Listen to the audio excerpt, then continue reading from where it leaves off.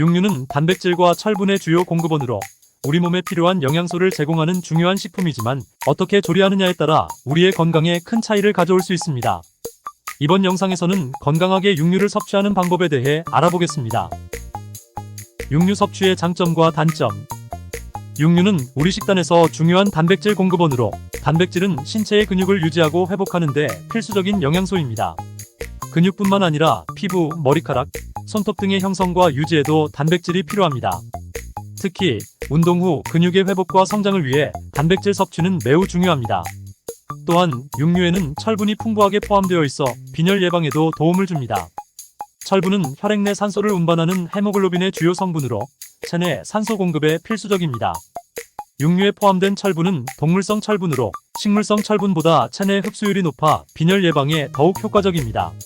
이는 철분이 부족할 경우 발생할 수 있는 무기력감, 피로, 집중력 저하 등을 예방하는 데 도움이 됩니다. 그러나 육류를 지나치게 많이 섭취할 경우 여러 건강 문제를 일으킬 수 있습니다.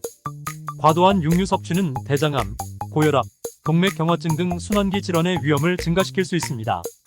이는 주로 육류에 포함된 포화지방과 콜레스테롤 때문입니다. 포화지방과 콜레스테롤은 혈관벽에 쌓여 혈류를 방해하고 이는 고혈압과 동맥경화증으로 이어질 수 있습니다. 발암물질의 정체. 특히 육류를 고온에서 조리할 때 생성되는 발암물질도 큰 문제입니다. 대표적인 발암물질로는 헤테로사이클릭 아민과 다환성 방향족 탄화수소가 있습니다. 이 물질들은 보통 300도씨 이상의 높은 온도에서 조리할 때 생성됩니다.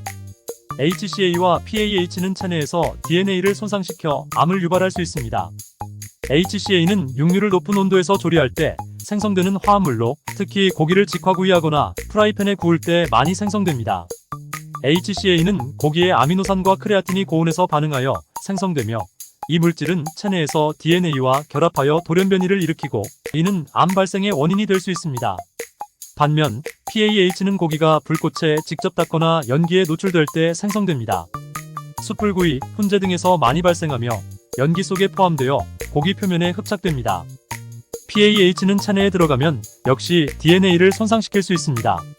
따라서 육류를 조리할 때는 가능한 한 낮은 온도에서 간접적으로 조리하는 방법을 선택하고 불꽃이 직접 닿지 않도록 주의하는 것이 중요합니다. 예를 들어 삶거나 찌는 조리 방법을 선택하면 HCA와 PAH의 생성을 최소화할 수 있습니다. 이와 같이 육류 섭취는 단백질과 철분을 공급받는 데 유익하지만 적절한 조리 방법과 섭취량을 조절하여 건강 위험을 줄이는 것이 중요합니다. 건강한 육류 섭취 방법. 첫 번째, 외식 시 현명한 메뉴 선택.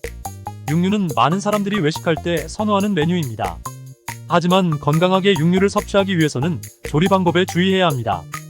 예를 들어 훈제오리와 직화구이는 고온에서 조리되며 이 과정에서 발암물질이 생성될 수 있습니다.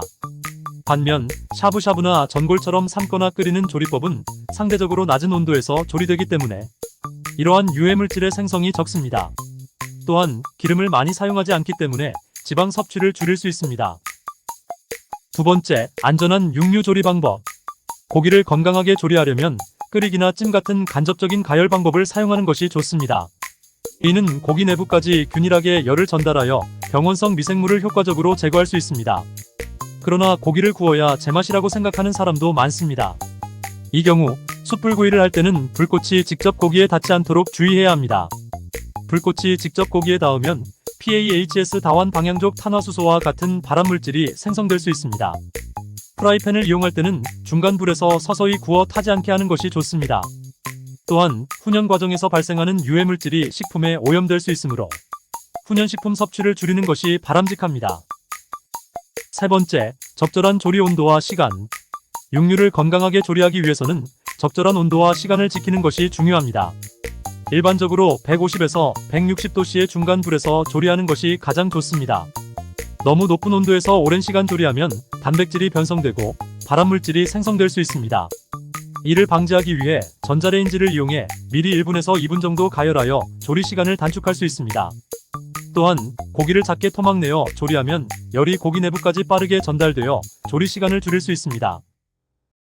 네 번째, 십자화과 채소와 함께 섭취.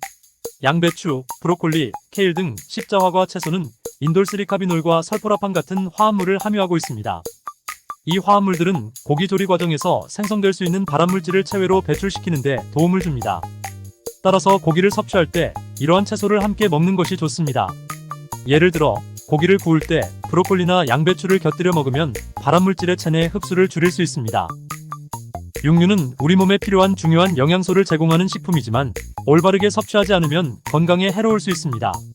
따라서 적절한 조리 방법과 함께 건강한 식습관을 유지하는 것이 중요합니다. 외식 시에도 건강하게 조리된 메뉴를 선택하고 집에서 육류를 조리할 때는 간접적인 가열 방법을 활용하는 등 주의가 필요합니다. 또한 십자화과 채소를 함께 섭취하여 발암물질을 줄이는 것도 좋은 방법입니다. 건강한 식습관이 여러분의 삶을 더욱 풍요롭게 만들 것입니다.